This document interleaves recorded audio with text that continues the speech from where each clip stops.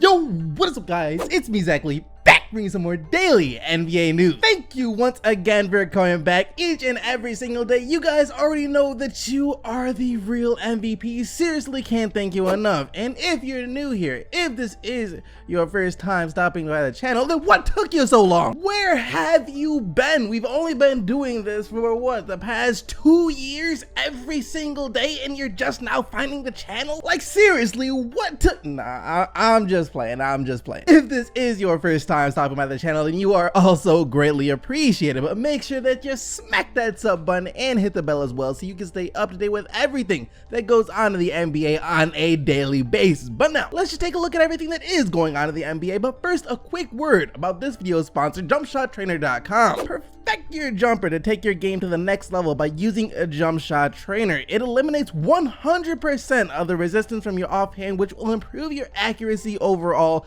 and allow you to become the next Steph Curry. Visit the links in the description box below to learn more. For our first story of the day, one of the biggest name free agents this summer that no one is really talking about is Kevin Durant. Of course, he's about to be a free agent, but of course, no one's really talking about him because we all just expect him to re-sign with the Golden State Warriors right away, so we don't even consider him to be a real free agent. If Kevin Durant leaves the Warriors, it will be the most shocking thing to happen in the NBA since he joined the Warriors in the first place back in 2016. However, that being said, we are getting reports in saying that the OKC Thunder would gladly welcome Kevin Durant back with open arms if he decides to come back this summer. And if that's the case, then all of the hard feelings, all of the name calling and everything else that have been going on from Thunder fans and people within the organization will be water under the bridge. As the mayor of OKC said this yesterday, "I'm fully aware how Thunder fans have felt since July 4th, 2016, because I feel it too, and I think we'll feel that way forever if the status quo is maintained. Yet all KD would have to say is,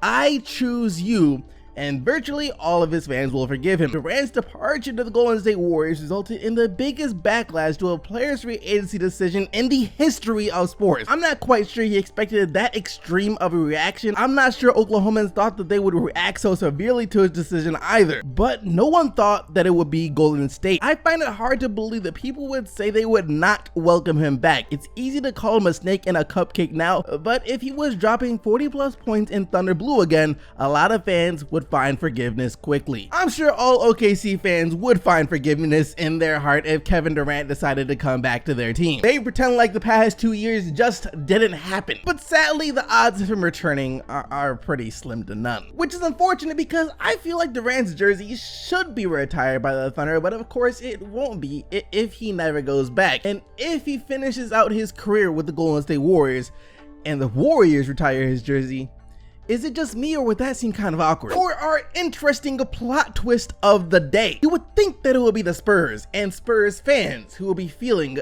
betrayed by Kawhi Leonard right now. But according to reports, it is the other way around, as reports are saying that Kawhi Leonard feels betrayed by the San Antonio Spurs organization. As first off, you had Chris Haynes tweeting out this: "Kawhi Leonard isn't concerned about missing out on the Supermax. There's a feeling of betrayal at this juncture appears irreparable." And also a report coming from ESPN which said this: "Leonard, according to sources, has grown frustrated with how the organization handled his quad injury and feels the franchise turned on him once he sought a second opinion." A source with the Spurs told ESPN that Leonard hasn't asked them for a trade. Leonard has communicated with Spurs coach Greg Popovich in recent days, but the two sides have yet to speak in person. Once this is all said and done, regardless of whether or not Kawhi Leonard stays or leaves, the truth, the whole truth and nothing but the truth must come out regarding this entire situation, because there seems to be a new plot twist to it every single day and no one knows what the heck is going on or what to believe. Next up in the news, LeBron James leaving the Cleveland Cavaliers seems to pretty much be a foregone conclusion at this point in time. It's hard to envision him staying there when there are so many better options out there for him to join. And I guess the Cleveland Cavaliers are already preparing for a LeBron James' departure, as we're getting reports saying that the Cleveland Cavaliers know exactly the course of action they are going to take if LeBron James does leave, and that course of action is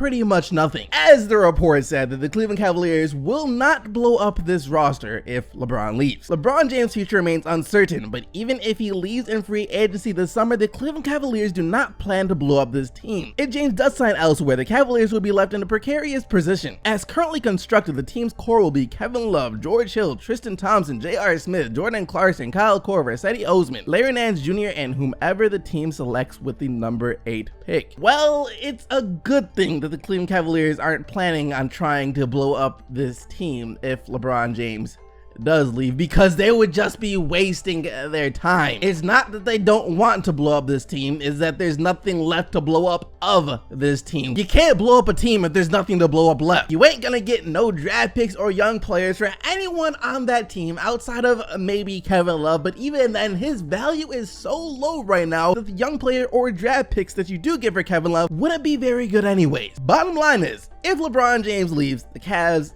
are simply screwed. There is no other way to put it or look at it. And for Cleveland's sake, I pray that whoever they take with the number 8 pick in the draft is one heck of a player. For our next bit of news, we may have just gotten some inside information on how the Clippers plan on going about getting Kawhi Leonard from the San Antonio Spurs if Kawhi Leonard does become available in trade. The Los Angeles Clippers are willing to create a package for Leonard built around Tobias Harris and the 12th or 13th pick in the draft. So basically, they're trying to trade Tobias Harris and the 12th pick of the draft for Kawhi Leonard. Sound familiar? It should, because that's the exact package that they got from my Pistons for Blake Griffin. They're trying to flip what my Pistons gave them for Blake Griffin for Kawhi Leonard. Now, I have severe doubts that they will be able to pull that off, because if they do, then kudos to you. You just fleeced the entire NBA system. Also, if they do manage to trade Tobias Harris and the 12th pick that my Pistons gave them for Kawhi Leonard, then I will cry myself to sleep for the rest of my life, because we could have had Kawhi Leonard, but we got Blake Griffin. And for our final story of the day, it appears that Kevin Durant is keeping tabs on LeBron James Jr. LeBron James Jr. as after this video of LeBron Jr. was posted to Instagram yesterday,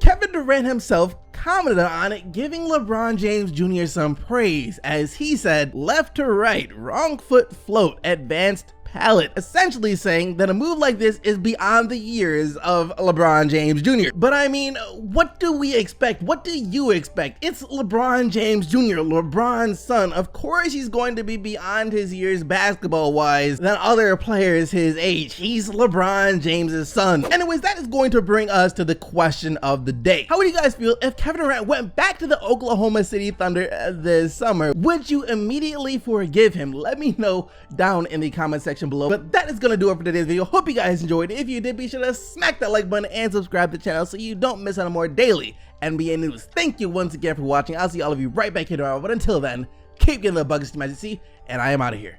Peace.